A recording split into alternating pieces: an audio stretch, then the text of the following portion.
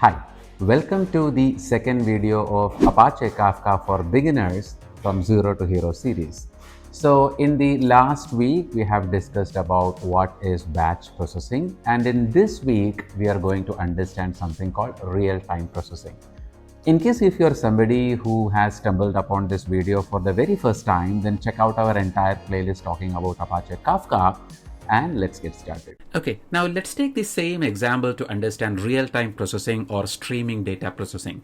Imagine you're working in the same banking project and all these millions of customers are swiping their credit card. Now your requirement is totally different. So in batch processing, your requirement was like, I want to find out the top 10 spending customers or for last month or last quarter. But now imagine you have a requirement that is more real time. For example, I want to identify all the fraud transactions, right? So if you want to identify all the fraud transactions, then the moment somebody swipe their credit card, you have to immediately capture it and probably run some sort of a machine learning algorithm or some logic on top of it and then figure out whether it is fraud or not. You don't have the luxury of time to save it and come back next day or next week and then figure out, hey, it's a fraud, right? So fraud detection should happen immediately. You don't have time to like save it and come back. So now your manager says, okay, you know what? We have all these millions of transactions coming in and I want you to find out in real time this second which one of them are fraud or not. So this is where real-time processing comes into picture. In real-time processing, we basically process something called events. Events are anything that happens in real time, and then we have to capture them and process them. And there are so many tools which are actually capable of doing real-time processing. If you look at here, we have our own Spark streaming. So when you look at Spark, there is this component called Spark streaming. We will be covering that in detail in one of the upcoming lessons. Spark streaming is a library within Spark which can process millions of events in real time. But there is a challenge here. Spark says, okay, I'll process all these events, no doubt about it, and I will let you know which one is fraud, which one is not fraud, blah, blah, blah. But somebody has to give me the data.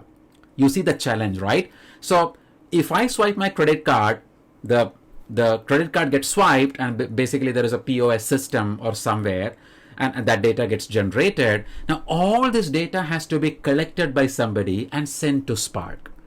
And you may be probably wondering, hey, can Spark do it? No, not really. Spark is more concerned about processing the data, not managing or collecting the data. And there can be problems like missing transactions, or you might have to resend the transactions, or you have to maintain the order of the transactions coming in. So these are not the things that Spark is supposed to do. Somebody else should manage it. And that's where our own Kafka comes into picture. So Kafka, we will look into Kafka in detail, but as of now, if you want to understand Kafka, it is nothing but a platform where you can ingest millions of real-time events so that it can be consumed by a system like Spark streaming and process it in real time. So in very simple terms, Kafka is a real-time ingestion platform. Now remember, Kafka as it is doesn't do any processing.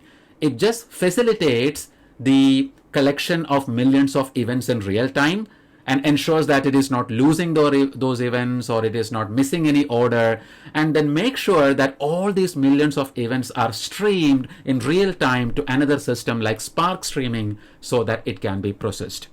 Right? And we will look at the technical definition of Kafka. Now, this is what you call real-time processing. Now, I want you to imagine, not really imagine, I want you to think about the different use cases for real-time processing. I mean, this is just one where you're finding fraud transactions in credit cards. Think about a logistics company. It may have thousands of trucks in circulation, collecting GPS data, fuel levels, engine diagnostics in real time, and then figuring out the best route or the best fuel efficiency. That can be another example of real-time processing, right? Another example is you may have an IoT farm, sensor data, collecting that in real time and processing it. Another example can be you may be collecting in real time a feed of social media data. This can be Twitter or X feeds or Facebook feeds, collecting millions of them in real time and then probably figuring out trending topics. Or this can be calculating the stock values in real time and then predicting the next stock to buy. So sky is the limit when you think about real-time processing. But the important point here is look at the difference in architecture.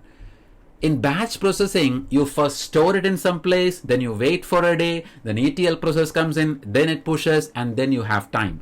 But in the real-time processing architecture, the biggest challenge here is that you don't have the luxury of time, right? If somebody swiped their credit card and if you're not able to immediately capture it and give it to Spark Streaming, you lose it.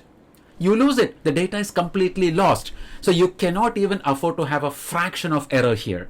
You need to manage all these millions of transactions in real time and then make sure you are not losing anything and give it to Spark Streaming. So there is no system to store the intermediate data. I mean, Kafka can store it, but I'm thinking of a scenario where you have 100% real-time processing. So there is no intermediate way to store the data. The entire pipeline should run in real time. So that's where the challenge, and that is also where Kafka shines as a distributed data ingestion platform. So I just thought I will clarify this before we jump into the official definition of Kafka. I hope you understand the difference between batch and real time and the role of Kafka, at least at this point. Thank you. I hope you enjoyed this video very much. And in case if you have not subscribed to the ITversity channel, then please do subscribe, like, share and comment on this video. Let us know what you think about this video and probably what are some of the other topics you want us to come up with. Please pour in your valuable comments and watch this space for more videos related to data engineering, Gen AI and much more. This is Raghu signing off. I'll see you with another brand new video. Thank you.